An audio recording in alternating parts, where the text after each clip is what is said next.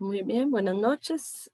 Debido a la falta de quórum, pues voy a hacer la grabación de video de la reunión de séptimo, dado que no se pudo reunir nadie en este día. Lástima porque ya esta es como la última intervención con respecto a las guías de trabajo autónomo. De hecho, hoy lo que iba a hacer era explicar la guía de trabajo autónomo número 11 y pues por aquello que tuviesen alguna duda con respecto a las guías anteriores o con respecto a la evaluación, pues el plan era aclarar en este momento. Bueno, voy a empezar de una vez. Para hoy tenía una presentación muy cortita de lo que aparece en esta guía. Sería la guía, la concordancia, que es un tema bastante importante que tenemos que manejar a través de de todo el proceso educativo, no solamente de séptimo, sino octavo, noveno, décimo, undécimo. Entonces, pues, quería aprovechar para verlo, ¿verdad? Ok, antes de empezar con la concordancia, ya en una de las guías previas, si no me equivoco, en la guía 4 o 5, habíamos visto el sustantivo como tema y también el verbo, si no me equivoco, estaban las dos en la misma guía. Entonces ya ahora lo que corresponde es pues tratar el tema de la concordancia porque esos son dos temas que se van a necesitar siempre, no solamente para conocerlos, sino también para aplicarlos. ¿En dónde? En la manera en que nosotros nos expresemos, ya sea en el aula o en la escritura. Entonces, a la hora de elaborar un ensayo o una nota periodística o un cuento, una anécdota, incluso una carta a los profesores, etcétera, este tema es de particular cuidado, porque es uno de los que no le prestamos atención y es donde más cometemos errores. Entonces, en ese sentido, tratemos de prestar atención a este tema, no solo ahora, sino durante todo el proceso de secundaria, ¿de acuerdo? Y a la hora de escribir y de hablar. Bueno, entonces, retomando un poquito, vamos a hacer un repaso con respecto al sustantivo. Entonces, el sustantivo es la palabra que usamos para nombrar. ¿Nombrar qué? Nombrar a una persona, a un animal, a un objeto, una idea, etcétera. Entonces, nosotros los seres humanos necesitamos del lenguaje. Nosotros no podemos vivir sin el lenguaje. El lenguaje puede ser de dos manifestaciones.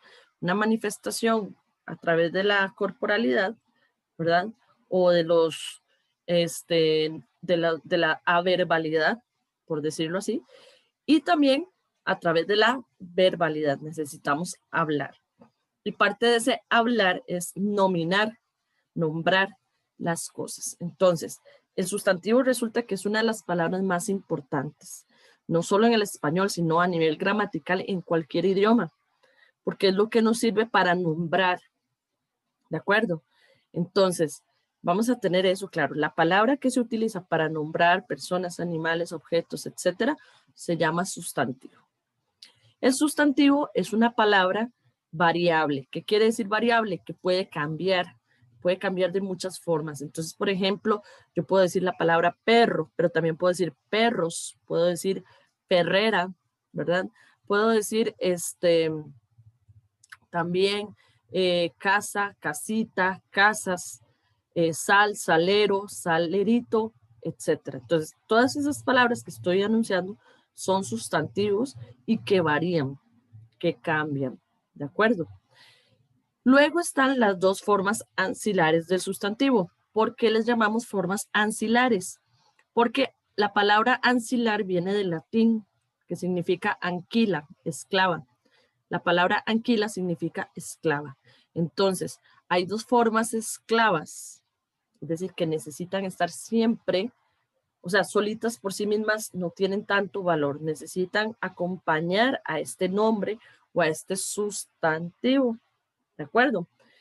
Y entonces, al ser formas esclavas de este sustantivo, también varían, o sea, también cambian, son palabras variables. En el texto yo les puse un pequeño ejemplo con la palabra un zorro, perdón, con la frase un zorro rojo. Entonces tenemos el sustantivo, que es el nombre, ¿De qué estamos hablando? Del zorro, ¿verdad? Entonces, ese zorro, ¿verdad? Tiene una característica, es rojo, y además hay una, no está determinado, puede ser el zorro rojo o un zorro rojo. En este caso no es un artículo definido, es indefinido, no sabemos cuál zorro, entonces por eso ponemos un. Los artículos, recordemos, son dos clasificados en dos formas, definidos o indefinidos. El, el, la, los, las, un, una, unos, unas. ¿De acuerdo? Aparece el caso de lo, a veces como artículo, pero cuando trata de transformar un adjetivo en un sustantivo. Es un fenómeno que ocurre en español, por ejemplo, con la palabra bondad, bonito. Bonito es una característica, es un adjetivo. Pero si yo le pongo lo al principio, ya deja de ser una característica y se transforma en un sustantivo abstracto. Lo bonito de la vida es reír. Lo bonito. Entonces, ese lo se transforma ahí en un artículo, pero solamente en esos casos especiales. ¿De acuerdo? Los adjetivos, por otro lado, como les acabo de decir, pueden ser características de un sustantivo o pueden determinar un contexto en particular de ese sustantivo. Siempre alrededor del sustantivo. Por ejemplo, como característica, bueno, ¿qué característica tiene este zorro? Que es rojo. Vean qué irónico, les puse rojo en otro color. ¿Ok? Entonces, ahí hay una característica de ese sustantivo. Pero, ¿qué pasa? Vamos a salirnos un momentito. Voy a ponerles otro ejemplo. ¿Qué pasaría si, por ejemplo, yo digo,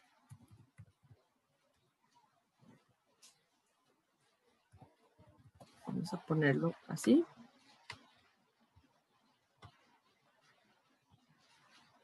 Para que lo vean.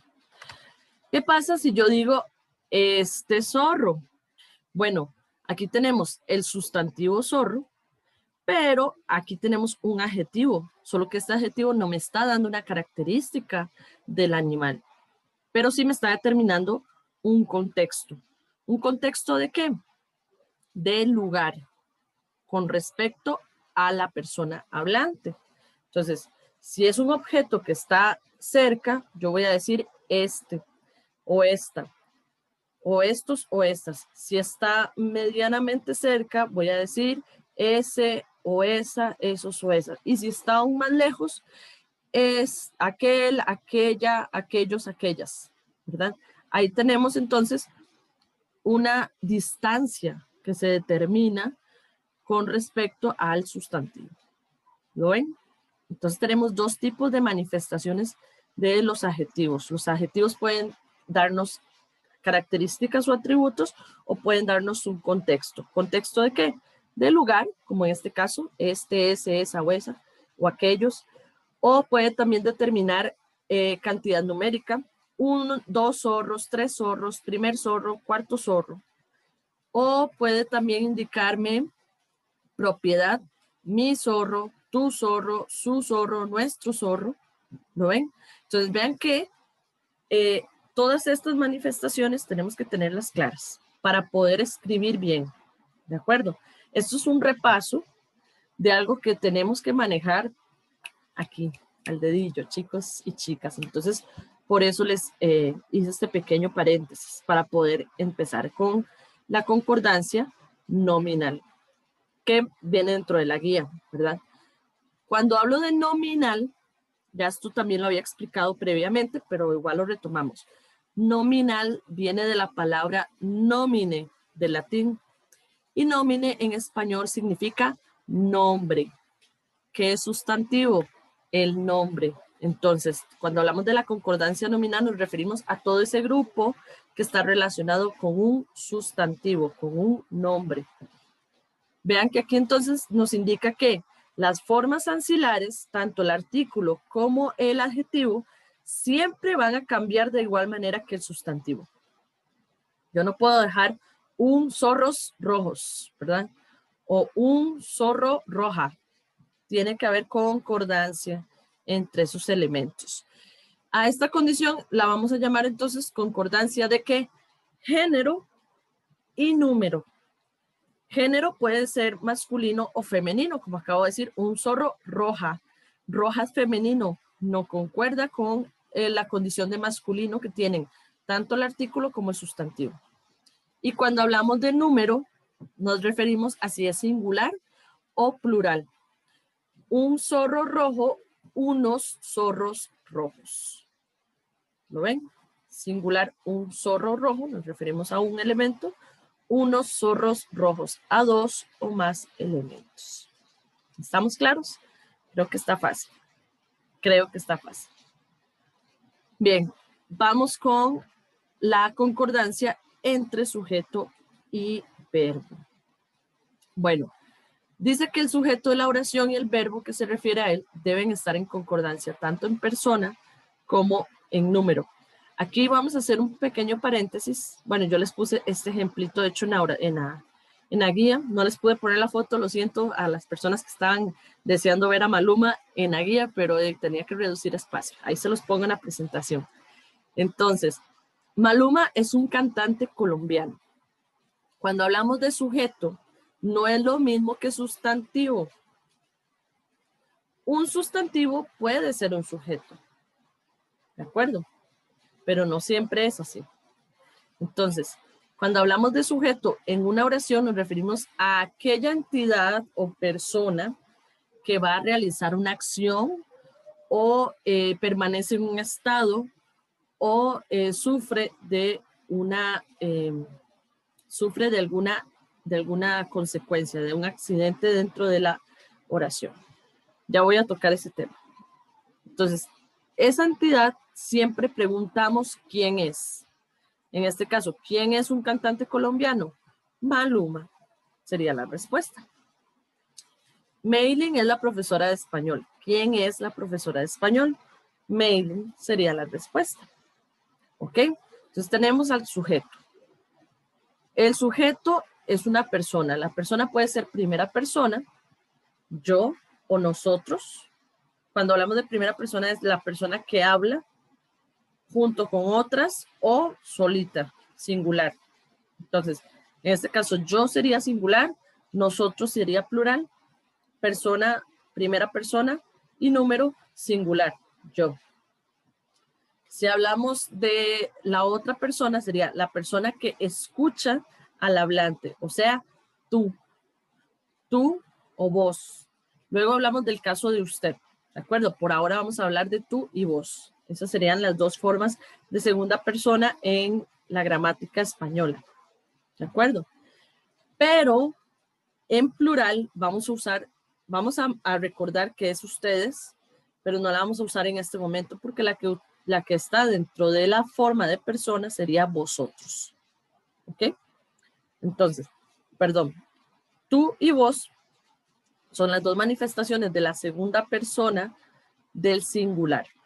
Vosotros sería la manifestación de la segunda persona del plural. Y por último, él o ella en singular, ellos o ellas plural. En el caso de usted, ustedes se van a meter en esa tercera persona. ¿Por qué? Porque a la hora de conjugar con el verbo, se conjuga en tercera persona. Por ejemplo, usted es buena persona. Ese verbo es de tercera persona. ¿Cuál sería la de segunda? Eres o sos. ¿Ok? Entonces, volviendo al tema.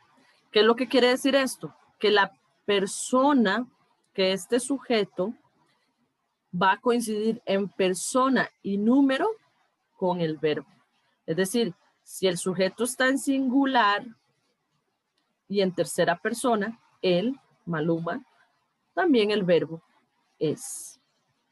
¿Qué pasa si diría yo? ¿Yo es un cantante colombiano? No. Aparte que por género ya lo transformamos también. Yo soy una cantante colombiana. ¿Lo ven? Ahí se transforma. O ella es una cantante colombiana. O nosotros somos unos cantantes colombianos. ¿De acuerdo? Esa es la concordancia. Yo necesito transformar la oración de acuerdo con estos dos elementos. ¿Estamos? Entonces, yo voy a dejar ahí esta presentación y me voy un momentito a compartirles la guía para tomar en cuenta ciertos casos que yo les publiqué ahí. Ok, bueno, ahí estaba el ejemplo de la presentación. Entonces, hay otros sujetos que vamos a llamar sujetos compuestos, es decir, porque no solamente un elemento, sino varios, que debemos de tomar en cuenta. Si entre los sujetos se encuentra el hablante, el verbo va a ir en plural. Entonces, Juan, tú y yo. Yo soy el hablante. Entonces, caminaremos. ¿Quiénes? Nosotros. Juan, tú y yo somos nosotros. Entonces ahí lo mantenemos así. Mi hermana y yo, hablante, yo, vamos juntas a la tienda. ¿De acuerdo? Si entre los sujetos se encuentra la persona oyente, que ya dijimos que es tú o vos, pero no el hablante, sería yo, entonces el verbo irá en plural y en segunda persona. Elena y tú, no está la persona hablante, que sería yo, visten igual. Juan y tú suben hasta aquí. ¿Ok? Si entre los sujetos no se encuentra ni la persona que habla, o sea, yo, ni la persona oyente, tú o vos, el verbo va a ir en plural y en tercera persona. Alicia, Marta y Juan son primos. Rosa y Mari van de compras. Ok. Aquí hay otro dato que dice, cuando el núcleo del sujeto es un sustantivo colectivo, que también ya lo habíamos visto en una guía previa, ganado, gente, manada, se mantiene la concordancia de número entre el sustantivo y el verbo. ¿Qué era un sustantivo colectivo? Un sustantivo colectivo es un sustantivo que tanto en plural como en singular va a darnos la idea de pluralidad. Y además es un conjunto de elementos de la misma naturaleza. Por ejemplo, un conjunto de reses, ganado. Un conjunto de personas, gente. Un conjunto de animales salvajes, manada. Un conjunto de perros, jauría. Un conjunto de peces, cardumen. Entonces vean que singular da pluralidad, cardumen. Bueno, un conjunto de árboles, arboleda. Da la idea de pluralidad. Yo puedo decir arboleda, arboledas. Al plural va a aparecer la idea de pluralidad. Entonces, ¿qué es lo que dice? Que se mantiene la concordancia con el número entre sustantivo y el verbo. Es decir, si el colectivo aparece en singular, el verbo aparece en singular. Si el colectivo aparece en plural, el verbo en plural. La orquesta tocaba bien. La gente se agolpaba abajo. ¿Qué pasa si lo pongo en plural? Las orquestas tocaban bien. Las gentes se agolpaban. ¿Ok? Vamos a poner aquí un puntito que me faltó. Me van a disculpar. Bueno, después porque se me movió. Dice, cuando el núcleo del sujeto es un sustantivo cuantificador como mitad o mayoría o resto, que va a llevar un sustantivo en plural que se introduce por la palabra de o por él, por la palabra de, perdón, el verbo puede ir independientemente, tanto en singular como en plural. Vea el ejemplo. La mayoría de los peatones paró. El resto de los pájaros volaron. También puedo decir la mayoría de los peatones pararon o el resto de los pájaros voló. Ambas están correctas. ¿Ok? Van a dar un segundito porque ya se me secó la garganta. Y estaba tomándome mi café. Vamos a hacer un pequeño comercial para que vean mi tacita. Ven que hoy iba a hacer cierre hasta con cafecito y todo. Bien, vamos ahora sí a compartir. Otra vez. Ya. Eso era un pequeño paréntesis. Vamos con la parte de la práctica. Ahora sí. Vean. Aquí interesa, pues entonces, hacer esta parte que es muy sencilla. Marque con X de esas tres, de cuestiones que debemos de saber sobre la teoría. ¿Por qué? Porque vuelvo y repito, esto lo vamos a ver todos los años. Lo pide el programa y lo pido yo para que lo apliquen a la hora de hablar. ¿Por qué? Porque muchas veces nos equivocamos cuando hablamos o cuando escribimos. Entonces, esta es la manera de tratar de ir asimilando esto. Luego viene este ejercicio, donde marcan una X o un check si es correcta la concordancia. Si no es correcta, le ponen X a este lado de la casilla. Y si es correcta, le ponen check al lado de la casilla correcta. Entonces, ¿por qué se movió ahí? Un segundito. Vamos a ver. Un segundito ya.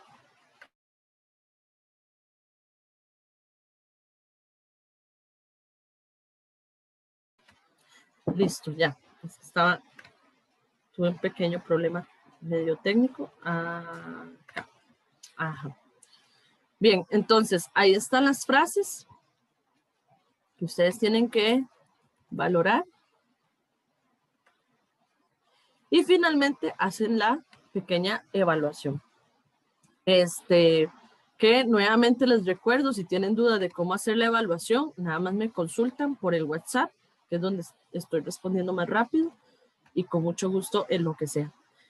Denme otra vez otro segundito, por favor.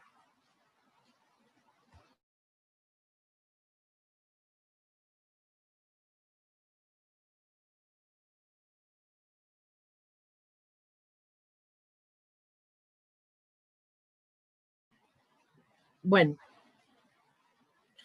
de mi parte, esto sería. Les agradezco muchísimo la atención que me hayan prestado. Si tienen alguna consulta, no duden en preguntarme. Y bueno, les deseo lo mejor. Recuerden que para este periodo, las guías de las 6 a la 11 son las que voy a tomar en cuenta para valorar. Tienen un valor del 55% de la nota final. Y es con esta nota con la que podemos ver la promoción para el año siguiente. Entonces, porfa, pónganle bastantito. Vean que ya lo que nos queda es muy poco. Y les agradezco que lo hagan, ojalá antes del 30 de octubre, para que pueda yo tener ya todo eso revisado, y ustedes puedan trabajar nada más en lo que es el instrumento de medición, que eso lo voy a hablar la otra semana con ustedes. Ojalá puedan reunirse para que podamos esclarecerlo, ¿de acuerdo? Entonces, espero que pasen una bonita semana, se cuidan mucho y estamos hablando. Hasta luego.